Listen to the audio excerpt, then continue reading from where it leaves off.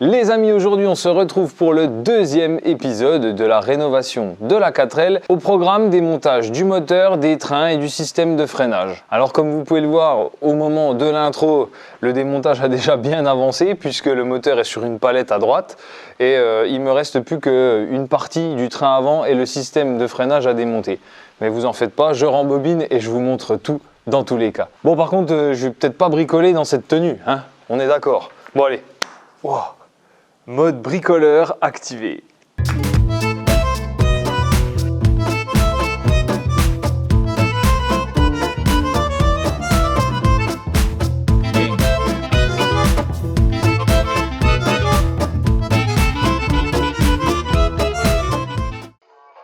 Pour la partie arrière, commençons par un démontage de réservoir un peu risqué et ensuite nous nous attarderons sur le train. WD-40 recommandé.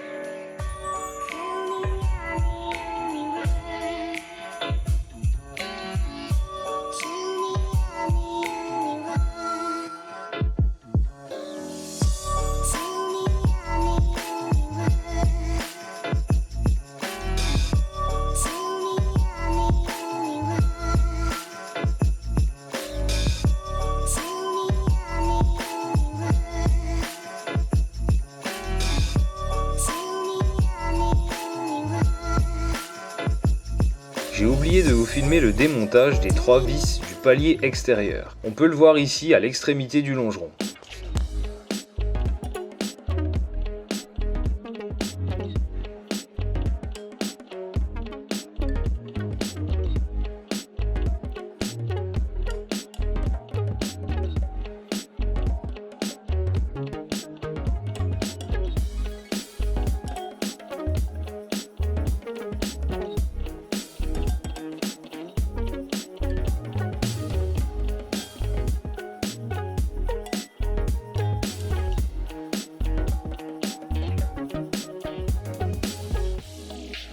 Parfait, plus que ce pare-choc arrière et ensuite on passe à l'avant.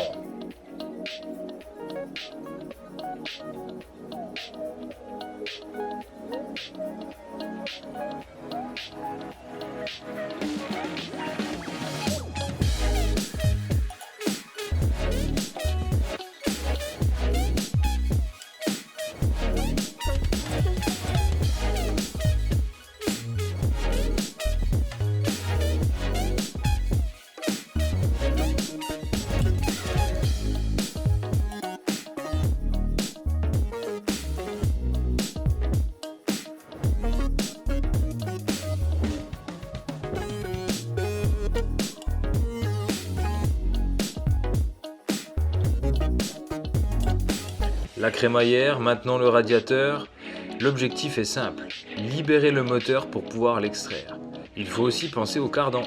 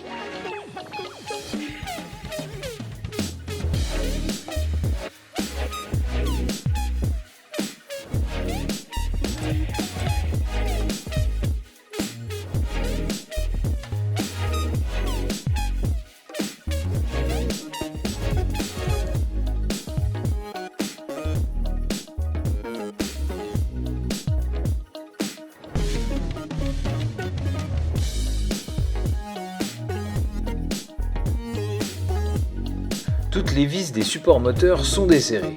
Il ne me reste plus qu'à mettre le moteur en tension avec une pelleteuse. Ouais, ça fait drôle comme ça, mais c'est super pratique.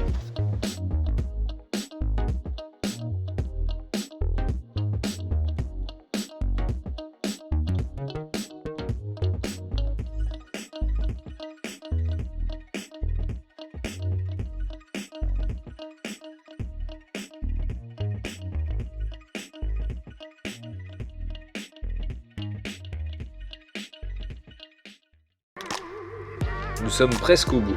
Il ne reste plus que le circuit de freinage et une partie des demi-trains à démonter.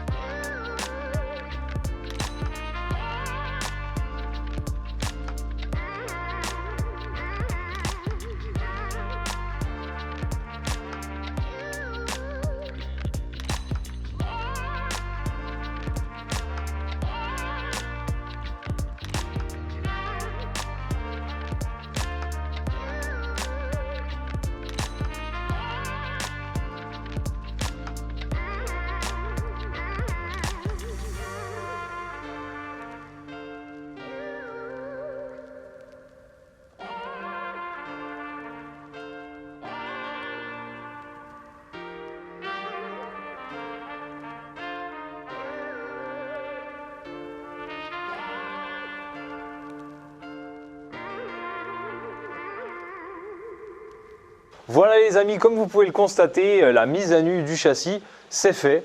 Alors il est dans une drôle de position là et ça m'a permis de voir l'étendue des dégâts en termes de rouille. Donc oui, il est bien attaqué, hein, ça vous en doutez, une voiture de 1967, voilà, ça pouvait pas être autrement. Quand je vois déjà les 4L des années 80, l'état sur les groupes Facebook, je me dis que voilà, à la limite j'ai de la chance. Concernant le troisième épisode du projet Trelka, justement, on va se concentrer sur ce châssis, on va en faire le tour précisément et voir concrètement ce qu'il y a à changer. Ensuite, on ira chez moi, il y aura une partie sur internet de recherche de pièces, regarder un petit peu les sites, fiables, pas fiables, regarder les avis et puis regarder surtout les tarifs. Il faut savoir que j'ai un budget pour le châssis de 1000 €. 1000 € pour refaire le châssis, ça me semble pas trop mal. Pour tout vous dire, j'ai 1000 € par partie, 1000 € pour le châssis, 1000 € pour le moteur, 1000 € pour la caisse. Donc ça peut paraître beaucoup, mais je pense que ça va vite être dépensé parce que ça va vite tout simplement quand on rénove une voiture. J'ai déjà eu l'occasion d'en rénover et ça va très très vite. Donc on va essayer de gérer aussi le budget. On va regarder comment faire pour traiter la rouille. Voilà, on va parler un petit peu de tout ça. Alors, il y en a qui m'ont cité le sablage. Oui, moi j'aimerais bien, mais 1000 € de budget, je pense que le sablage, déjà, on peut oublier. Si on veut avoir les pièces, payer le gaz pour le post-mig, payer la peinture, le traitement anti-rouille, l'anti-gravillon. Enfin, je pense que le sablage, c'est mort. Mais bon, en commentaire, on en discute ensemble. Et ça sera pendant le 3e épisode, les amis. En tout cas, je vous remercie pour le visionnage, n'hésitez pas à vous abonner si ça vous plaît, petit commentaire, ça fait toujours plaisir, petit pouce bleu, et puis je vous dis à très vite. Allez, ciao ciao!